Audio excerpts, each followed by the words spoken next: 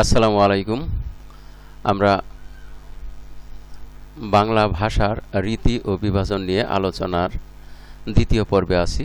এ পর্বে আমরা লেখ্য ভাষা রীতির সম্পর্কে আলোচনা করব। আসো শুরু করি। লেখ্য ভাষা রীতি। লিখিত বাংলা ভাষার আদি নিদর্শনের নাম চর্যাপদ। প্রায় 1000 বছর আগে লেখ্য বাংলা ভাষার কাব্য রীতিতে এটি রচিত। ব্যবহারিক প্রয়োজনে ক্রমে লেখ্য গদ্য রীতির জন্ম হয়। 19 শতকের সূচনায় এই গদ্য রীতি সাধু রীতির জন্ম দেয়। 20 শতকের সূচনায় সাধু রীতির পাশাপাশি চলিত রীতি জনপ্রিয় হয়ে ওঠে। 21 শতকের সূচনায় চলিত রীতির একটি আদর্শ রূপ প্রমিত রীতি হিসেবে গৃহীত হয়েছে। এই প্রমিত রীতি লেখ্য বাংলা ভাষার সর্বজনগ্রাহ্য লিখিত রূপ। এটি অত্যন্ত গুরুত্বপূর্ণ লাইন। এটি থেকে প্রশ্ন আসে বিভিন্ন পরীক্ষায়। প্রমিত রীতি লেখ্য বাংলা ভাষার সর্বজনগ্রাহ্য লিখিত রূপ। আর এখানে বলা হয়েছে 21 শতকের সূচনায় চলিত রীতির একটি আদর্শ রূপ প্রমিত রীতি হিসেবে গৃহীত হয়েছে। অর্থাৎ চলিত রীতির আদর্শ রূপ হলো প্রমিত রীতি। আমরা তারপরে দেখি কাব্য রীতি। বাংলা কাব্য রীতি দুই ভাগে বিভক্ত: পদ্য কাব্য রীতি ও গদ্য কাব্য রীতি। পদ্য কাব্য রীতিতে ছন্দ এবং মিল থাকে, ফলে তা ভাষার সাধারণ বাক্য গঠন থেকে আলাদা হয়।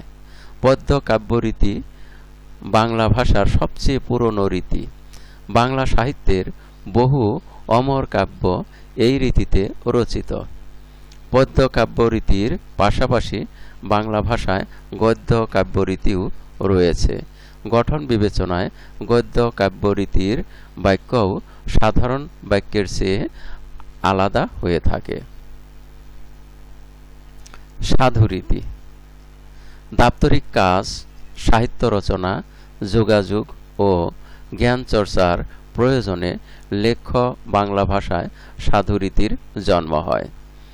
19 শতকের শুরুর দিকে সাধু রীতির বিকাশ ঘটে। প্রায় 2 শতাব্দী ধরে এই রীতি বাংলা লেখ্য ভাষার আদর্শ রীতি হিসেবে চালু থাকে। সাধু রীতির সাধারণ বৈশিষ্ট্য। ক. সাধু রীতিতে ক্রিয়া রূপ দীর্ঘতর, যেমন করা, ক্রিয়ার রূপ করিতেছি, করিয়াছি, করিয়াছে, করিতেছে, করিয়াছে, করিল, করিলে, করিলাম, করিত, করিতেছিল, করিয়াছিল, করিব, করিবে, করিতে, করিয়া, করিলে, করিবার। খ. সাধু রীতির বহু সর্বনামে হ বর্ণ যুক্ত থাকে, যেমন তাহারা, ইহাদের, যাহা, তাহা, উহা, কেহ ইত্যাদি। সাহিত্যে সাধু রীতির উদাহরণ: মহাসমুদ্রের শত বৎসরের কল্লোল কেহ যদি এমন করিয়া বাঁধিয়া রাখিতে পারিত যে সে ঘুমাইয়া পড়া শিশুটির মতো চুপ করিয়া থাকিত, তবে সেই নীরব মহাশব্দের সহিত এই লাইব্রেরির তুলনা হইত। এখানে ভাষা চুপ করিয়া আছে, প্রবাহ স্থির হইয়া আছে, মানবাত্মার অমর আলোক কালো অক্ষরের শৃঙ্খলে কাগজের কারাগারে বাধা পড়িয়া আছে। ইহারা সহসা যদি বিদ্রোহী হইয়া উঠে, নিস্তব্ধতা ভাঙ্গিয়া ফেলে, অক্ষরের বেড়া দগ্ধ করিয়া একেবারে বাহির হইয়া আসে, হিমালয়ের মাথার উপরে কঠিন বরফের মধ্যে যেমন কত কত বন্যা বাধা আছে, তেমনি এই লাইব্রেরির মধ্যে মানব হৃদয়ের বন্যাকে বাঁধিয়া রাখিয়াছে। রবীন্দ্রনাথ ঠাকুর, 19 শতক। এখানে রবীন্দ্রনাথ ঠাকুর 19 শতকে এই সাহিত্য রচনা করেছেন, যা সাধু রীতির উদাহরণ। দাপ্তরিক কাজে সাধুরীতির উদাহরণ। আমরা দৃঢ়ভাবে ঘোষণা করিতেছি যে আমরা যাহাতে স্বাধীন সত্তায় সমৃদ্ধি লাভ করিতে পারি এবং মানব জাতির প্রগতিশীল আশা আকাঙ্ক্ষার সহিত সঙ্গতি রক্ষা করিয়া আন্তর্জাতিক শান্তি ও সহযোগিতার ক্ষেত্রে পূর্ণ ভূমিকা পালন করিতে পারি, সেই জন্য বাংলাদেশের জনগণের অভিপ্রায়ের অভিব্যক্তি স্বরূপ এই সংবিধানের প্রাধান্য অক্ষুণ্ণ রাখা এবং ইহার রক্ষণ, সমর্থন ও নিরাপত্তা বিধান আমাদের পবিত্র দায়িত্ব। বাংলাদেশ সংবিধান 20 শতক। 20 শতকে রচিত বাংলাদেশের সংবিধানে এভাবে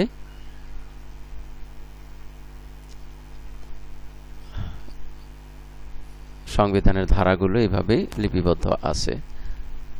প্রমিত রীতি। 20 শতকের সূচনায় কলকাতার শিক্ষিত লোকের কথ্য ভাষাকে লেখ্য রীতির আদর্শ হিসেবে চালু করার চেষ্টা হয়। এটি তখন চলিত রীতি নামে পরিচিতি পায়। এই রীতিতে ক্রিয়া, সর্বনাম, অনুসর্গ প্রভৃতি শ্রেণীর শব্দ হ্রস্ব হয় এবং তৎসম শব্দের ব্যবহার অপেক্ষাকৃত কমে। প্রথম দিকে চলিত রীতিতে শুধু সাহিত্য রচিত হতো, দাপ্তরিক কাজ ও বিদ্যাচর্চা ইত্যাদি হতো সাধু ভাষায়। 20 শতকের মাঝামাঝি নাগাদ চলিত রীতি সাধু রীতির জায়গা দখল করে। ক্রমে জীবনের বিভিন্ন ক্ষেত্রে সাধু রীতিকে সরিয়ে চলিত রীতি আদর্শ লেখ্য রীতিতে পরিণত হয়। 21 শতকের সূচনা নাগাদ এই চলিত রীতিই নতুন নাম হয় প্রমিত রীতি। এই চলিত রীতিরই নাম হয় প্রমিত রীতি। এটি মান রীতি নামেও পরিচিত। বর্তমানে বাংলাদেশ, পশ্চিমবঙ্গ ও ত্রিপুরায় যাবতীয় দাপ্তরিক কাজ, বিদ্যাচর্চা, সাংবাদিকতা ও যোগাযোগের ভাষা হিসেবে প্রমিত রীতি লেখ্য বাংলা ভাষার প্রধান রীতিতে পরিণত হয়েছে। প্রমিত রীতির সাধারণ বৈশিষ্ট্য: ক. প্রমিত রীতিতে ক্রিয়া, সর্বনাম ও অনুসর্গ হ্রস্বতর।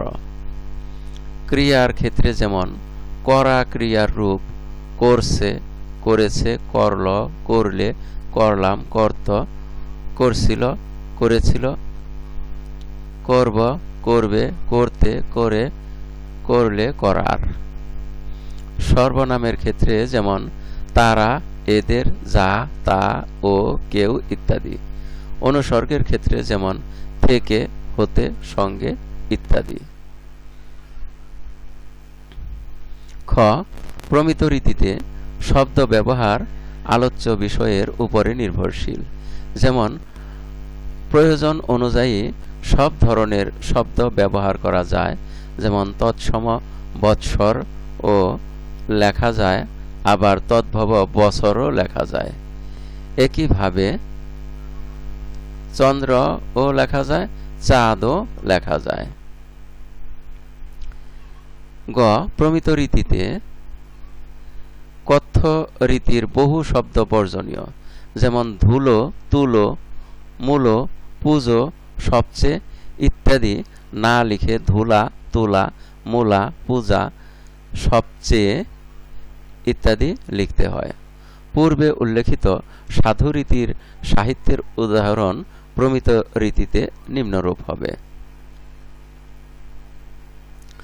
মহাসমুদ্রের শত বৎসরের কল্লোল কেউ যদি এমন করে বেঁধে রাখতে পারত যে সে ঘুমিয়ে পড়া শিশুটির মতো চুপ করে থাকত, তবে সেই নীরব মহাশব্দের সঙ্গে লাইব্রেরির তুলনা হতো।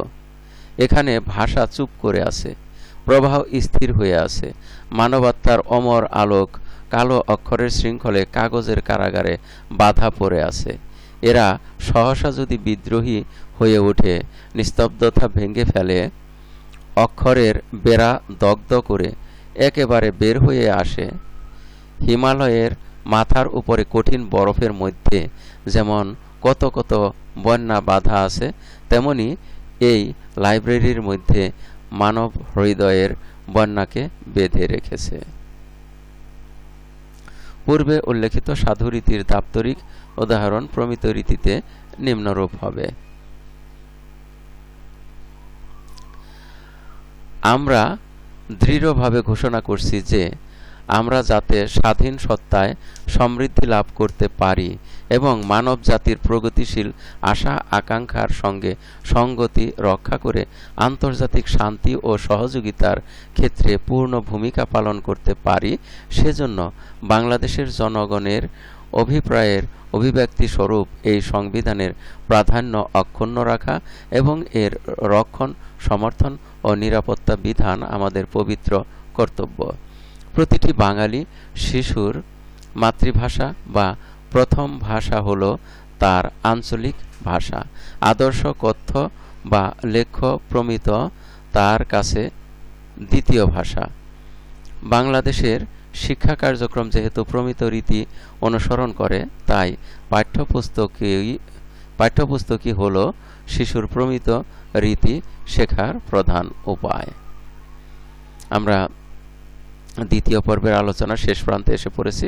এতক্ষণ ধৈর্য সহকারে সম্পূর্ণ ভিডিও দেখার জন্য সবাইকে জানাই অনেক অনেক ধন্যবাদ। সেই সাথে পরবর্তী ভিডিও দেখার আমন্ত্রণ রইল। পরবর্তী ভিডিওতে থাকছে এই অধ্যায়ের আলোচনার উপরে কিছু প্রশ্ন এবং সেই প্রশ্নগুলোর সমাধান। আসসালামু আলাইকুম ওয়া রাহমাতুল্লাহ।